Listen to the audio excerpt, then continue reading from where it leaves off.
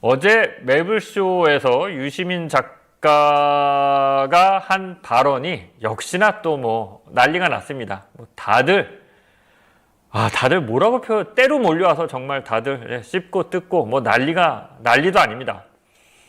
잘 이해할 수 없는 현상이죠. 언제부터 한 평론가, 한 지식인이 한 얘기에 대해서 온 언론이 주요 뉴스로 다루면서 그걸 또 그런 식으로 일방적으로 다 같이 한 편이 돼서 비판을 했나요?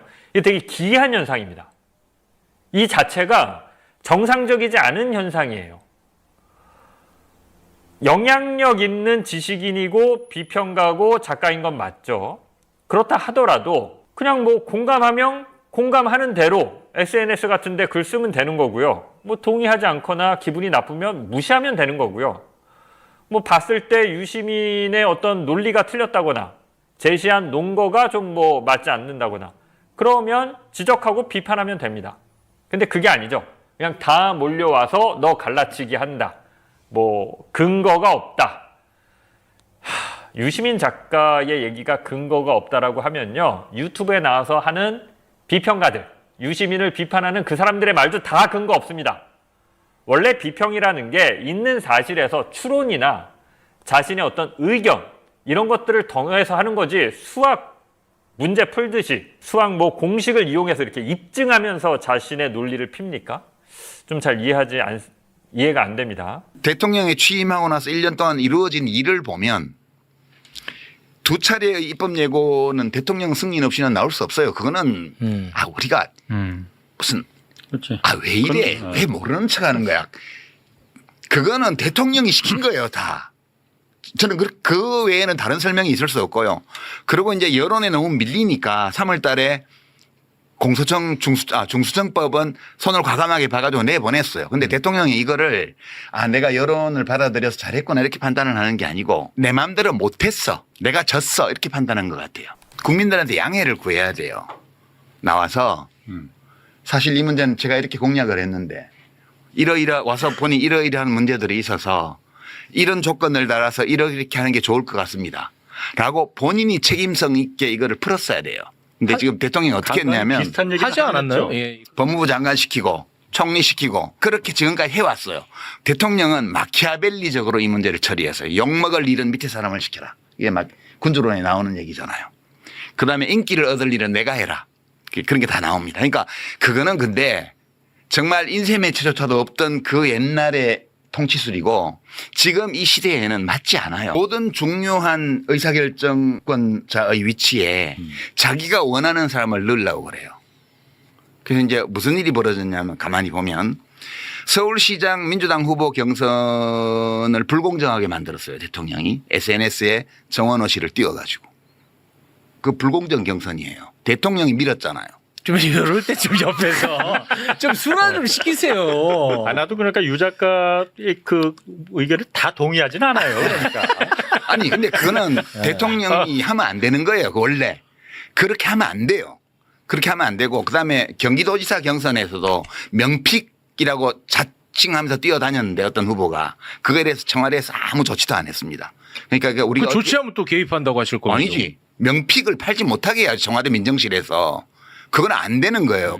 그런 거는 적극적으로 이제 청와대에서 나선 건 아니죠. 그런 방식으로 개입한 게 많아요. 조정식 의원이 하반기 국회의장에 도전할 거라는 거는 만인 공제의 사실이었어요. 네, 맞아요. 그런데 그 정치인을 정무특보를 시켰습니다. 그리고 그 정무특보가 결국은 국회의원들끼리 뽑는 선거에서 국회의장이 됐어요. 그러니까 국회의장을 명픽을 넣은 거예요. 서울시장도 명픽을 넣으려다 실패했어요. 당대표도 명픽을 넣은 거예요. 지금 대통령이 직접 나서서 정청래는 나오지 마라고 말을 안 했을 따름이지 SNS에 여러 차례 국무총리 그냥 덕담 차원을 넘어서는 띄우는 작업도 했고요. 그다음에 친명 호소인인지 진짜 친명인지 모르겠지만 많은 민주당의 정치인들 대변인 대변인단에 속해 있는 비평가들 이런 사람들이 정청래 불출마해야 된다는 걸 공개적으로 쭉 얘기를 했습니다. 이런 거는 하면 안 되는 거예요. 이게 법적으로 문제 있다는 뜻이 아니고 정치적으로 이런 걸 하면 안 돼요. 지금 검찰개혁 같은 거는 하겠다고 하고 안 한 거잖아요. 이거 차원이 달라요. 뿐만 아니라 노무현 대통령은 사람들에게 이야기할 어떤 정책이 있으면 대통령 본인이 직접 그 필요성에 대해서 자신의 구상을 말씀하셨어요. 근데 지금 검찰개혁이 이렇게 지체되는 거에 대해서 이재명 대통령이 해명 진짜 제대로 한마디도 한 적도 없고요. 했어요. 뭘 했어요? 아니, 그러니까 저 국민 피해를 최소화해야 된다. 그게 말이 돼요? 그 정도로 이걸 처리할 수 있는 문제라고요, 이게. 이제 문재인 대통령 만났을 때 구조적 다수라는 말을 했죠. 썼죠. 예. 네. 이제 그거는 성립할 수 없는 단어예요, 원래. 민주주의 선거에서 국민 주권이 실현되는 이 선거에서 다수를 차지하는 구조를 만든다는 거는 발상 자체가 그 불가능한 발상이에요. 이제 어떤 의미를 담아서 구조적 다수라는 말씀을 이재명 대통령이 했는지는 모르겠으나 저는 이제 대통령이 지금 아직 말하지 않은 어떤 재건축 또는 재개발에 대한 구상이 있고 그 구상을 뒷받침하는 팀이 밑에 있다고 봐요. 그런 게 없이 그런 말이 나오지는 않아요. 그런데 그 팀의 기획 수준이 되게 형편없어요. 너무 수준이 낮아요. 그래서 리스크는 엄청 높고 실패 가능성이 농후한 길로 지금 대통령이 가고 있는 거라고 저는 생각을 하고 이렇게 보지 않으면 대통령의 말과 행동을 일관되게 설명하는 게 불가능해요, 지금. 이게 얼마나 좀 우스꽝스러우냐 하면 대통령이 모호한 말을 하고 SNS나 이런 데서 물론 해석이 필요하고 그러면 해석 투쟁이 막 벌어져요. 예. 민주정에서는 이런 일이 있으면 안 돼요. 민주정에서는 대통령이 어떤 안건 어떤 이슈에 대해서 자신의 생각을 말해야 돼요. 해석의 여지 없이요. 근데 이게 지금 보면 대통령이 SNS에 뭐 부처 돼지 이런 거 올리면 이게 먼지를 둘러싸고 대변인이 나와서 해명하고 뭐 누구는 그게 문조 틀레요를 유시민을 겨냥한 거라고 얘기하고 누구는 조선일보라 그러고 이 난동이 벌어져. 이 소동. 아이, 그 조선일보였어요. 좋아요. 여하튼 지금 무슨 일이 벌어지고 있냐 하면 대통령의 진짜 의중이 무엇인지를 찾아내기 위한 게임, 대통령의 커뮤니케이션 이러면 안 돼요. 이거는 뭔가를 감추고 있는 거거든요. 뭔가를. 있다고요. 네. 대통령의 구상과 대통령의 생각이 옳고 옳을 뿐만 아니라 대중의 이해를 받고 그렇게 해서 현실에서 성공하면 좋겠어요. 네. 나는 망해도 괜찮아요. 네, 그런 마음으로 얘기하는 거지. 내가 옳기 때문에 내가 이겨야 돼. 이런 생각하면서 이겨서 뭐 할 거예요? 뭐 할 건데 내가. 네, 근데. 저는 하여튼 인간 이재명의 인생을 언제나 응원해요. 응원합니다. 그가 내가 생각하기에 실패하는 길로 위험한 길로 또는 때로는 잘못된 길로 간다고 제가 판단하는 경우에도 그 인생을 응원하는 저희 마음은 변함이 없다. 안 변할 것 같아요. 네. 그거는 그렇잖아요. 저는 보안 수사를 안 하는 게 맞다고 생각해요. 그러나 예외적으로 필요한 경우가 있어요. 공소시효가 이틀밖에 안 남았는데 예를 들면 송치가 왔어요. 이틀밖에 안 남았어. 간단하게 어디 물어보면 돼. 예를 들면.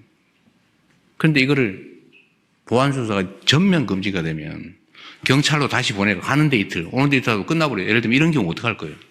그런 경우에 남용의 가능성을 봉쇄하고 없애고 아주 예외적인 경우에 남용의 여지가 없게 안전장치를 만든 다음에 그런 거 정도는 해주는 게 실제로 국가 업무를 효율적으로 처리하는 길이기도 하잖아요. 유시민 작가, 유시민 선배 이제 공격을 받고 비판을 받고 그 부분이 뭐 두려워할 사람은 아니지만은 어쨌든 그런 부분이 있을 텐데 그렇다고 해서 그냥 눈 감고 입을 닫고 있는다고 해서 그럼 나중에 결과가 좋아질 것 같으면은 그것도 좋은 방법이다.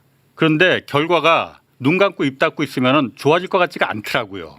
그래서 미안하지만은 아프더라도 얘기하시라. 이 사람은 나 별로 안 아끼니까. 여기 계셨네. 아니 그러면은 제가 이렇게 질문을 좀 드려볼게요.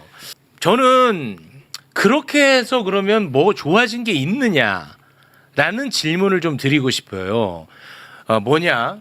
저는 이제 매불쇼에서 ABC론 한번 하지 않았습니까? 예. 뭐 매불쇼라서 그런 게 아니고 저는 당시에는 그 방송이 정말 좋은 방송이었다고 저는 생각합니다. 지금도. 왜냐하면 당시에 매우 혼란한 상황이었어. 어떤 상황이었냐? 친명이라고 하는 완장을 찬 사람들이 이재명 정부를 지지하는 사람들을 자기 마음대로 반명딱지를 막 붙여. 그리고 그 사람들을 막 모욕 주고 비난하고 막 그렇게 폭력적으로 나아가는 거야. 그 이제 박근혜 때 있었던 일인데 진박 감별사들이 근데, 나서서 막. 근데 그게 발표하는 거예요. 나는 너무 받아들이기가 어렵고 굉장히 혼란했어요. 그 상황에서 유시민 작가가 나와서 유시민 작가의 언어로 그 현상에 대해서 분석을 했습니다. 매우 저는 유의미했다고 봐요. 그런데 이번에 그 다스베이다 나가서 그 건축학개론 저는 그거는 어떤 의미가 있었는지 저는 굉장히 회의적이에요. 시끄럽기만 하고 무슨 우리 국가적으로 공익이 있었나 저는 회의적입니다. 그거는 이제 앞으로 민주당에서 어떤 일이 벌어질지에 대해서 예고하는 거죠. 정치 전문 용어로는 정계 개편이라고 하는 건데요. 네. 정계 개편. 그러니까 홍익표 수석이 미디어에 나와서 어디 인터뷰하면서 재건축 정축만 있는 게 아니고 재개발도 있다고 그랬잖아요. 네. 그러니까 이제 정계 개편에는 소규모 정계 개편이 있고요. 그다음에 중규모 정계 개편이 있고요. 대규모 전면적인 정계 개편이 있습니다. 네. 제가 정축이라고 말하는 거는 민주당을 기초로 해서 거기에 새로운 요소를 좀 붙여서 그 뭐 바르셀로나에 가면 까사바띠오라고 있습니다. 그러니까 바띠오시 집인데 다른 사람이 지은 집인데 그걸 가우디 보고 리노베이션을 해달라 그래서 가우디가 리노베이션을 한 집이거든요. 네. 그 집은 가우디가 지은 집이 아니에요. 그런데 아주 멋있는 집이 돼 있어요. 네. 그런 것처럼 원래 민주당이 이렇게 있는데 그 민주당의 다른 요소들을 붙여서 과거와는 좀 다르지만 더 멋지고 더 좋은 집을 지을 수 있죠. 이게 소규모 정계 개편이에요. 그러려면 원래 민주당에 있지 않았던 요소들을 어디서 끌어와야 되니까 다른 집 기둥 하나 뽑아온다든가 뭐 이렇게 다른 집에서 뭐 떼온다든가 이렇게 하니까 다른 집도 약간의 변화가 생기죠. 네. 두 번째 제가 재건축이라고 한 거는 그 정도가 아니고 새 집을 짓는 거예요. 재건축은. 그러면 새 집을 짓기 위해서는 기존 집을 헐어야 되고 기존 집을 헐어낸 건축 자재 중에서 일부는 버리고 일부는 쓰고 다른 데서 새로 가지고 온 거라고 섞어서 새 집을 짓는 거예요. 그것은 옛날 집과 달라요. 그것은 증축과는 달라요. 중규모의 이 정계 개편이에요. 이게. 네. 그러니까 어떤 작은 정당들을 같이 흡수한다든가 또는 다른 큰 정당의 일부를 떼온다든가 이런 정도예요. 그다음에 재개발은 뭐냐 하면 동네 전체를 바꾸는 거잖아요. 그거는 한국 정치 지형 전체를 바꾸는 엄청 큰 정계 일이죠. 개편이에요. 이 세 가지의 정계 개편이 있는데 되게 우리가 보통 기대했던 거는 소규모 정계 개편이었어요. 그러니까 외연 확장, 민주당을 기초로 해서 외연 확장하는 거예요. 그러니까 바뚜요시 집 까사바뚜요 짓는 것처럼 더 멋지게. 사람들은 되게 그걸 생각을 했고, 근데 대통령은 두 번째 거나 세 번째 거를 생각하고 있는 것 같다. 그 현실을 얘기한 거예요. 네. 제가 현실을 얘기한 거고 두 번째 거나 세 번째 거를 염두에 두고 있을 때라야 의미 있는 행위들이 쭉 나왔기 때문에 특히 이제 문재인 대통령에 대한 비하, 조롱, 공격이라든가 문조 틀레유 이렇게 묶어서 뉴스공장 심지어는 매불쇼 뭐 저 같은 이렇게 비평가까지 다 묶어서 하나의 세력으로 만든 다음에 이거를 사상적으로 도덕적으로 정치적으로 공격하는 일련의 행위가 6개월 이상 지속적으로 됐다는 거는 이것은 뭘 허무는 작업이 아니고는 상상할 수 없는 거예요. 이게 전부 다. 네. 그래서 이게 최소한 두 번째 거 재건축이거나 혹은 재개발은 더 힘든 일이죠. 네. 이런 걸 하는 것 같다고 제가 얘기를 한 거고 그러니까 이제 일부 비평가들이나 언론에서는 뭐 주인 행세한다 그랬는데 그게 아니고 저는 재개발도 할 수 있고 재건축도 할 수 있다고 봐요. 네. 증축도 물론 할 수 있고요. 그것이 사람들에게 받아들여지면 성공할 수 있어요. 그리고 시대가 요구하는 거면 의미 있을 수 있고요. 근데 지금 과연 어떤 상황인가를 보자는 거죠. 민주당이 재건축을 해야 될 정도로 문제가 많은 정당이냐. 아니거든요. 2002년도에 민주당하고는 달라요. 새정치국민회의인가 그때 뭐 후보 교체하려고 그러고 후보 뽑아놓고 그다음에 뭐 후보한테 국고보조금 들어온 거 돈도 집행 안 하고 그죠? 이런 당이 아니잖아요. 민주당은 정말 이재명 대통령을 확실하게 뒷받침했던 당이고 압도적 다수 의석을 가지고 있는 원내 제1당이고 네. 여당이잖아요.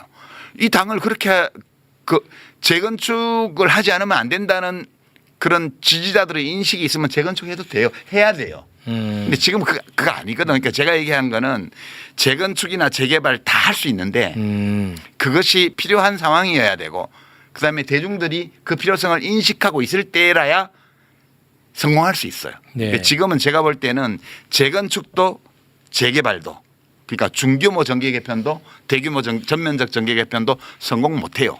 그러니까 제가 그 얘기를 하고 싶었던 거예요. 네. 대통령이 이걸 하려고 하는 것 같다. 그게 아니라면 설명할 수 없는 너무 많은 일들이 일어나고 있다. 그 판단은 아직도 유효한 거예요? 예, 저는 거의 확실하다고 생각하고 있습니다. 그렇게 이제 예. 생각하시는 거고. 이게 제가 말하는 거는 다 가능해요. 뭐 김종대 의원 같은 경우는 지난 20년 전에 그 열린우리당 할 때 재개발 재건축 해놓고는 왜이 유시민 작가의 날카로운 비평에 깊이 동의하며 장인수 기자가 마침내 매서운 포문을 열었습니다.